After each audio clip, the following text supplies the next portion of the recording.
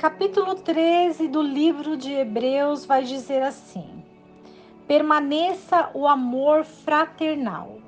Não vos esqueçais da hospitalidade porque por ela alguns, não sabendo, hospedaram anjos. Lembrai-vos dos presos, como se junto com eles estivesseis presos, e dos que são afligidos, como sendo vós mesmos também no corpo. Venerado seja entre todos os matrimônio o leito sem mácula, mas aos que se dão à prostituição e aos adultérios julgará Deus. Sejam vossos costumes sem avareza, contentando-vos com o que tendes, porque ele disse: não te desampararei, nem te deixarei. E assim, com confiança, ousemos dizer: o Senhor é o meu ajudador, e não temerei o que me possa fazer o homem. Lembrai-vos de vossos pastores, que vos falaram a palavra de Deus, a fé dos quais deveis imitar, atentando para a sua maneira de viver. Jesus Cristo é o mesmo ontem e hoje e eternamente. Não vos deixeis levar em redor por doutrinas diversas e estranhas, porque boa coisa é fortalecer o coração na graça, e não com alimentos que de nada aproveitaram aos que a eles se entregaram. Temos um altar, de que não tem direito de comer os que servem ao tabernáculo, porque os corpos dos animais, cujo sangue é, pelo pecado, levado para o santuário pelo sumo sacerdote, são queimadas fora do acampamento. Por isso também Jesus, para santificar o povo pelo seu próprio sangue, padeceu fora da porta. Saiamos, pois, a ele fora do acampamento, levando o seu vitupério, porque não temos aqui cidade permanente, mas buscamos a futura cidade. Portanto, ofereçamos sempre por meio dele a Deus sacrifícios de louvor, isto é, o fruto dos lábios que confessem o seu nome. E não vos esqueçais da beneficência e comunicação, porque com tais sacrifícios Deus se agrada. Obedecei a vossos pastores e sujeitai-vos a eles, porque velam por vossas almas, como aqueles que hão de dar conta delas, para que o façam com alegria e não gemendo, porque isso não vos seria útil. Orai por nós, porque confiamos que temos boa consciência, como aqueles que em tudo querem portar-se honestamente. E rogo-vos com instância que assim o façais, para que eu mais depressa possível vos seja restituído. Ora, o Deus de paz, que pelo sangue do testemunho eterno tornou a trazer dos mortos a nosso Senhor Jesus Cristo, o grande pastor das ovelhas, vos aperfeiçoe em toda boa obra para fazerdes a sua vontade, operando em vós o que é agradável diante dele por Jesus Cristo, ao qual seja glória para todos sempre. Amém. Rogo-vos, porém, irmãos, que suporteis a palavra desta exortação, porque abreviadamente vos escrevi. Sabei que nosso irmão Timóteo já saiu do cárcere, com o qual, se ele vier depressa, vos verei. Saudai a todos os vossos pastores e a todos os santos. Os da Itália vos saúdam. A graça seja com todos vós. Amém. A carta de Paulo aos Hebreus, no capítulo 13, vai dizer sobre a instrução. Instrução essa que ele deixa para os hebreus. E quem são os hebreus? Os hebreus são aqueles que querem a santificação. Então, se você busca santificação, essa carta é para você. Porque Paulo fala, permaneça o amor fraternal. Esse tipo de amor se refere às nossas ações sociais. Qual é a ação social que eu faço para os meus irmãos? Ele fala sobre ser hospitaleiro, a receber todos como se estivessem recebendo anjos, porque nós não sabemos quem são aqueles que se achegam até nós. Muitos estão presos, aprisionados, afligidos, e nós precisamos entender que eles estão assim, mas nós podemos interceder por eles. Paulo também fala sobre o matrimônio e um leito sem mácula. O que é um matrimônio sem leito e com um leito sem mácula? Um matrimônio com um leito sem mácula, leito quer dizer cama. Sem mácula quer dizer sem profanação, sem imoralidade sexual, sem fornicação, porque isso profana o matrimônio. E também fala sobre a prostituição, o adultério, porque Deus vai julgar. Essa conduta sexual fora de uma aliança, ela é corrompida.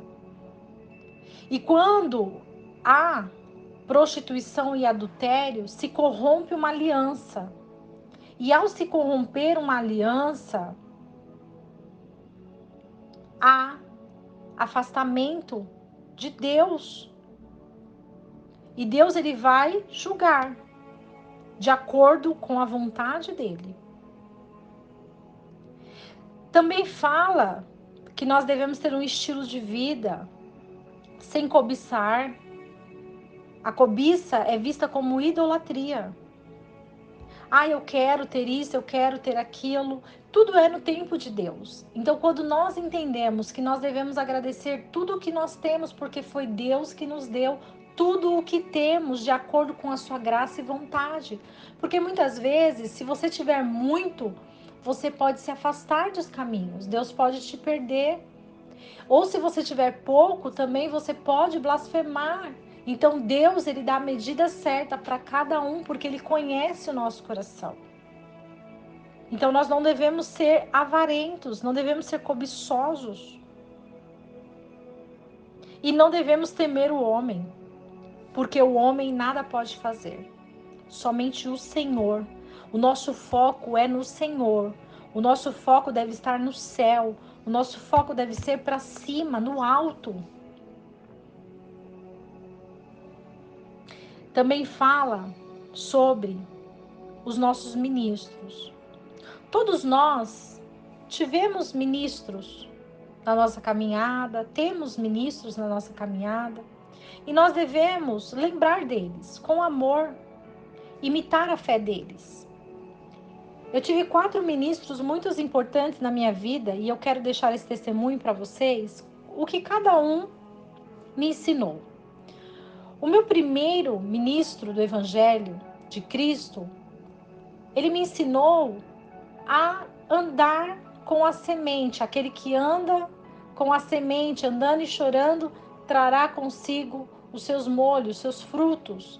A nossa semente, muitas vezes, que nós plantamos, ela é enviada e muitas vezes é árduo. Muitas vezes parece não ser recompensador pelos homens, mas é Deus quem avalia. É Deus quem seleciona. Então nós não devemos olhar para o homem. Isso ele focava muito e isso eu guardei no meu coração. O segundo ministro me ensinou que se nós alcançarmos uma alma, nós podemos alcançar um mundo. Então muitas vezes a gente quer focar em multidões, mas se nós focarmos em uma alma, nós podemos alcançar o mundo. E isso é muito importante. Uma alma vale muito mais do que tudo nessa vida. Então a alma é importante. O que nós devemos focar é na alma. O terceiro me ensinou a nós impormos os nossos direitos diante dos nossos irmãos. E que nós devemos deixar ir, assim como aquele pai que deixou o filho pródigo ir embora. Devemos deixar ir, porque aquele filho recebeu tudo o que ele precisava naquela casa, naquele lugar. Mas o filho, ele tomou o que ele possuía porque ele queria ir ao mundo. Ele queria desfrutar dos direitos dele, da maneira que ele queria, da maneira que ele achava melhor. Mas o filho acabou voltando para casa. E muitas vezes é assim. Os pastores, os ministros do evangelho tratam, cuidam, e muitas vezes a ovelha acredita que está preparada, que está fortalecida. E ela vai para o mundo. E quando ela vai para o mundo, ela vê que o mundo não tem nada mais para oferecer para ela. Que ali onde ela estava é o suficiente para que ela possa ser alimentada. Então que possamos guardar isso no nosso coração. E o quarto ministro, ele me ensina sobre os mandamentos de Deus. O quão é importante que nós sejamos obedientes aos mandamentos do Senhor, porque os mandamentos nos trazem a liberdade de vida. Os mandamentos não são como muitos pensam que aprisionam, mas os mandamentos nos libertam. Os mandamentos nos tiram de cadeias, de prisões. E esses 4 ministros que passaram na minha vida e que têm até hoje fixado no meu coração essas palavras, me ajudam a prosseguir no meu ministério. E que possamos entender que a palavra de Deus, ela é capaz de fazer milagres. Que com os frutos dos nossos lábios, nós podemos entoar, cantar louvores e gratidão ao Senhor, porque até aqui o Senhor nos ajudou. Até aqui o Senhor nos sustentou, até aqui o Senhor nos ensinou. Então é importante que nós entendamos que a vontade de Deus, ela é suprema. E que nós tenhamos boa consciência para que possamos compreender a palavra na sua verdade, na sua intenção, que é a santificação das nossas almas. A cada dia nós precisamos entender mais, é um processo. Muitas vezes queremos sair desse caminho, muitas vezes queremos nos apartar, mas é o único caminho que nos leva a Deus, é a santificação. O único caminho que nos leva a Deus é o cumprimento da palavra de Deus. É os mandamentos, são os mandamentos, é a palavra de verdade. E Paulo descreve isso muito perfeitamente para nós. E uma coisa que Paulo diz, que eu quero deixar relatado, é sobre a instância para ele ser restituído. O que significa isso? Paulo, ele plantou. Essas palavras que Paulo descreve nas cartas é uma plantação. E ela está germinando porque essas palavras são pregadas nos corações. Essas palavras são reveladas a nós. Essas palavras são compartilhadas ao mundo. Porque Paulo, instrumento de Deus, com palavras do Espírito Santo, usado para ser enviado a nós, nos dá essa capacitação e essa possibilidade de entendermos e compreendermos enquanto há tempo, irmãos. Então vamos aproveitar enquanto nós temos tempo de ler essas escrituras. Muitos países não permitem essa leitura. Muitos países não permitem essas palavras serem lançadas aos corações. Então que nós possamos ler, meditar, estudar as palavras, porque somente elas nos farão herdar a vida eterna. Que Deus abençoe a sua casa, a sua família, o seu lar. Que essa palavra seja uma instrução poderosa para o seu coração. E que você guarde as palavras de Deus dentro de você. Porque somente a palavra guardada não é roubada. Não deixe que o inimigo roube a palavra de Deus que está dentro de você. E que ela produza bons frutos para a eternidade. E que não esqueçamos desse versículo que diz: conhecereis a verdade, e a verdade vos libertará.